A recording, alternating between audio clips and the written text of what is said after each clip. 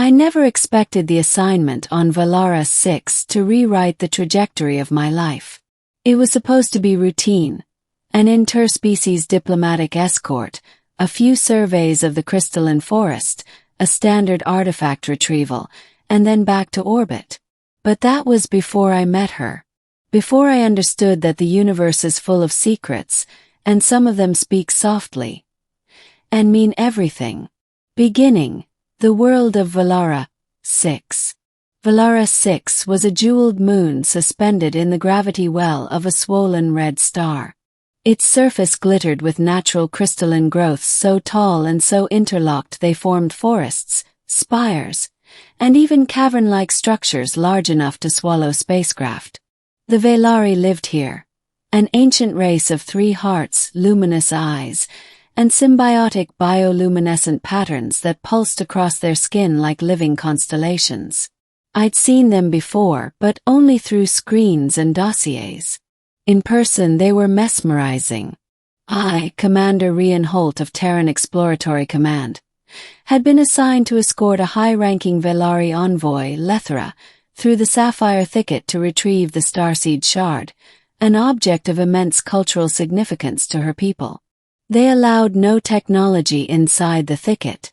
It was sacred ground, they said. Only those chosen and pure of intention could walk within. I wasn't sure how I qualified, but orders were orders. Lethra greeted me at dawn.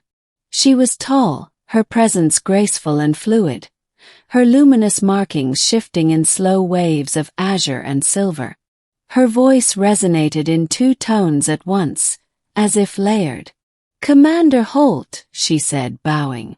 "You walk a path today that few outsiders have been granted. Guard your heart and your mind." I bowed back awkwardly. "I'll do my best, Envoy Lethra." Her lips curved slightly. "Call me Lethra." We began our journey beneath the crystalline canopy. Light refracted through the formations in all directions, turning the world into a shifting ocean of color.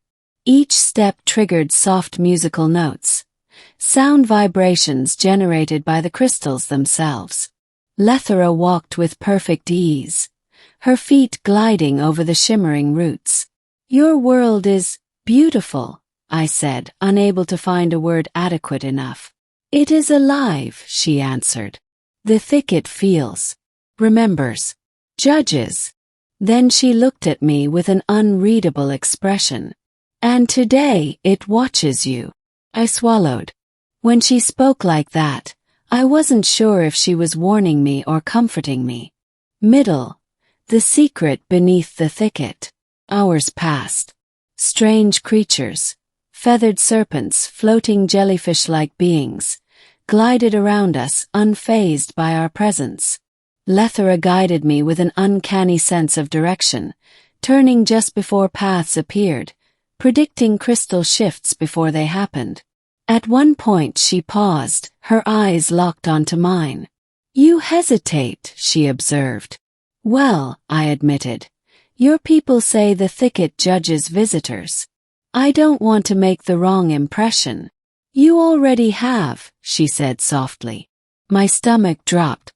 Then she added, "It is impressed." Lethra continued walking, leaving me scrambling to catch up. By mid-afternoon, we reached a hollow basin filled with swirling light, a natural vortex of energy. At its center floated the starseed shard, a crystalline object shaped like a teardrop, humming gently. Lethra stopped at the edge of the basin. "This is where our fates diverge," she said. "Only you can retrieve it." And blinked. "Me." "But I thought. The thicket chose you, not me." That didn't make sense. I was just an escort, a soldier. But the energy vortex pulsed, and a pathway of light extended toward me like an invitation. Taking a steadying breath, I stepped onto it.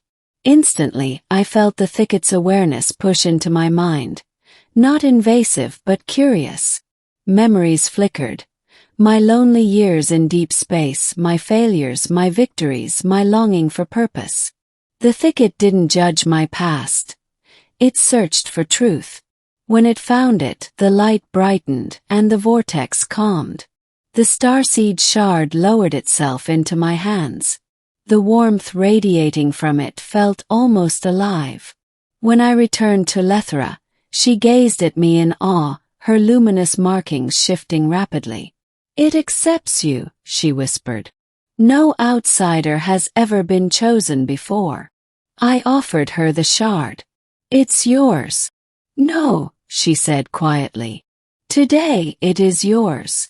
Before I could argue, she placed her hand over mine. Her skin was cool and smooth, her touch electric. The shard's glow intensified through our joined hands. The moment was intimate, unexpected, and confusing. Her markings flickered in patterns I hadn't seen before, almost like emotions she couldn't express verbally. We began our return journey, but the atmosphere had changed. She walked closer now, her gaze lingering on me as though trying to decipher something. At dusk, we reached a crystalline clearing where our orbit shuttle would arrive. "You have earned a reward," Lethra said. She reached into her satchel and withdrew a small crystalline band, shaped perfectly to fit a human wrist. "This is a Velari patron's bond," she explained.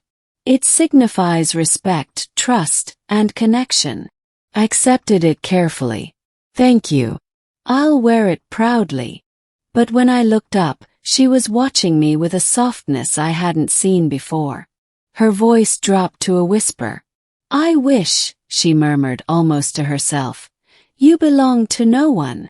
The words hit me like a shockwave. "Lethra." She stepped closer, her bioluminescent patterns pulsing in rhythms that felt intimate, vulnerable. "You are bound by your command, your duties, your world. But the thicket saw your heart. And so did I." My own thoughts became a tangled mess. Regulations forbade personal entanglements with foreign envoys, especially those of species with telepathic sensitivity.